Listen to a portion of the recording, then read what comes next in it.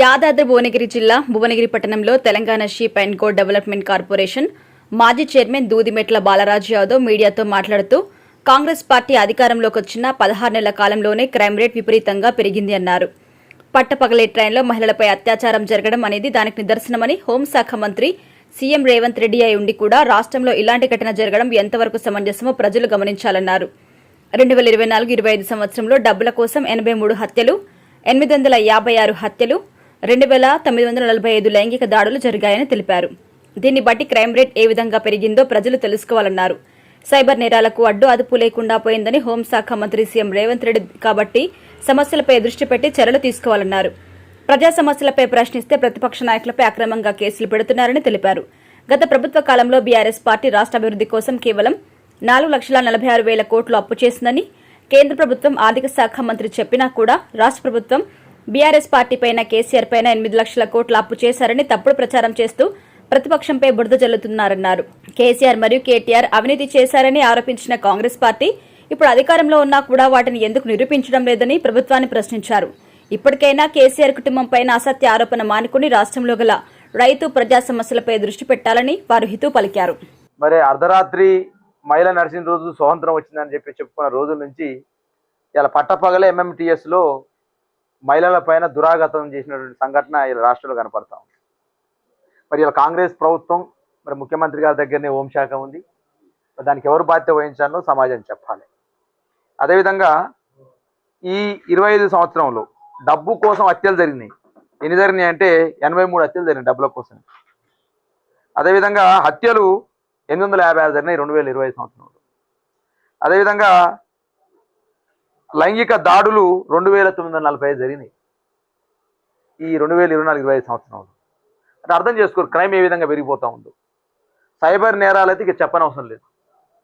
ఎవరు పడితే వాళ్ళకి ఫోన్ చేయడము, డబ్బులు లాగడం జరుగుతూ ఉంది. మరి ఆ ముఖ్యమంత్రి దగ్గరనే హోంశాఖ ఉంది కాబట్టి దీనిపైన బాధ్యత వహించాలని తెలియజేస్తూ ఉన్నాం. అదేవిధంగా యథేచ్ఛగా పేపర్ లీకేజ్ జరుగుతూ ఉంది. పేపర్ లీకేజీలో అధికార పార్టీ నేతల యొక్క పిఏలు అనుచరులు వస్తామని చెప్పేసి వాళ్ళ పేపర్లలో వస్తూ ఉంది. ఒకవైపు వస్తున్న మాట వాస్తవం, దొరికిన మాట వాస్తవం. దొరికింది దొంగ దొరికిందని అంటే కూడా కేటీఆర్ పైన కేసు అంటారు. మా సోషల్ మీడియా ఇన్ఛార్జి కొనితం దిలీప్ పైన కేసు, మా క్రిషాంక్ పైన కేసు. ఎందుకు కేసు? దొరికింది దొరికినట్టు చెప్పినా కూడా కేసేనా? మా పైలశేఖర రెడ్డి గారు వెళ్ళి పంటలు పరిస్థితి పంటలు ఎండిపోయినాయని చెప్పిండు.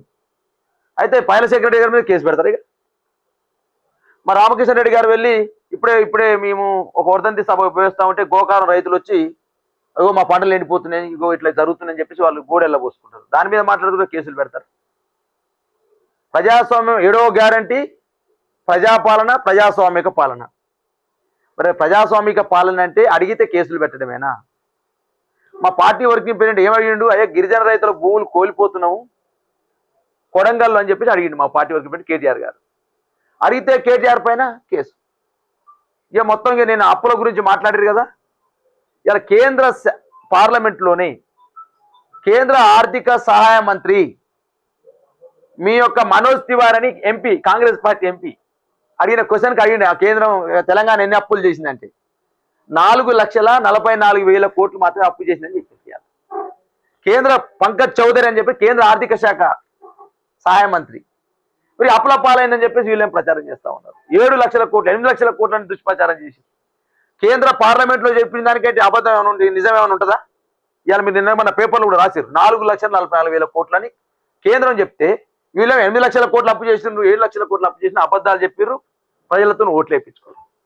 రెండో అంశం అడుగుతా ఉన్నా, కేసీఆర్ అంత చేసిండు అవినీతి, కేటీఆర్ ఇంత చేసిండు అవినీతి అని అన్నారు.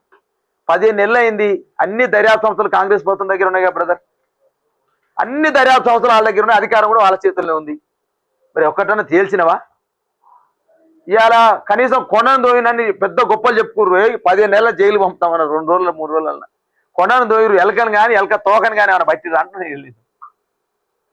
ఇక లగిచర్ల దాంట్లో మస్తు మాట్లాడిర్రు, ఇక ఫార్ములా 1 రేసులో మస్తు మాట్లాడిర్రు, డ్రగ్స్ దాని మీద మనమే మాట్లాడిర్రు.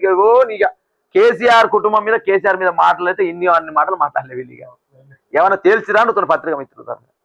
కాబట్టి ఇలా రైతాంగము సంబంధించి ఆదుకోవాలి. వాళ్ళకు నీళ్లు ఇవ్వాలని చెప్పేసి బీఆర్ఎస్ పార్టీ డిమాండ్ చేస్తూ ఉంది. కేటీఆర్ గారి పైన బీఆర్ఎస్ పార్టీ నాయకుల పైన సోషల్ మీడియా కేసుల్ని వెంటనే ఉపసంహరించుకోవాలని మేము డిమాండ్ చేస్తూ ఉన్నాం.